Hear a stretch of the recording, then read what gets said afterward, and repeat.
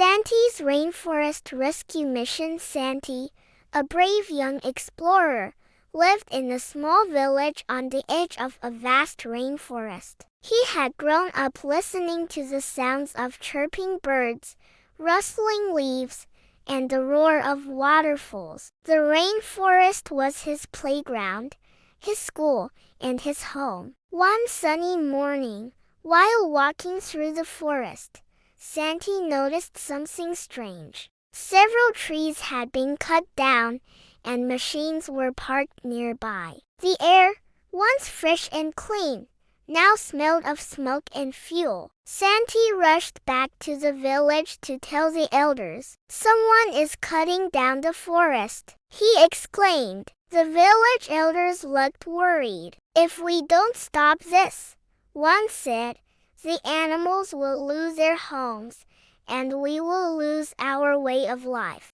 Determined to help, Santi decided to go on a mission. He packed his backpack with a map, a notebook, some food, and his lucky compass. "I'm going to find out who is doing this and try to stop them," he said. As he traveled deeper into the rainforest, Santi saw the damage spreading. Trees were falling, animals were fleeing, and the forest was getting quieter. He met a toucan who told him, "Our trees are disappearing. We don't know where to go."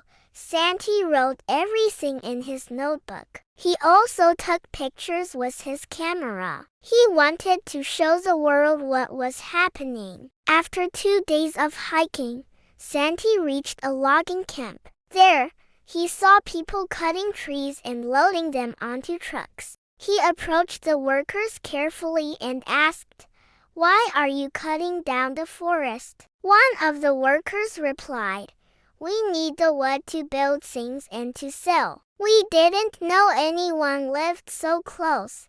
Santi explained how important the forest was not just to his village, but to the animals, the air, and even the climate. The workers listened. One of them said, "Maybe there's a better way to do this." Santi suggested planting new trees for every tree that was cut, and avoiding areas where animals lived. He also proposed creating protected zones where no trees could be cut. Impressed by his courage and knowledge, the workers agreed to speak to their boss. Days later, Santi received a letter. The company had decided to change their plans. They would work with the village to protect the forest while finding new, sustainable ways to get resources. Santi returned home a hero. The villagers celebrated his success with a feast. From that day on, Santi became known as a guardian of the rainforest. And every time he walked through the trees, he smiled, knowing that even one voice, if brave enough, could make a difference.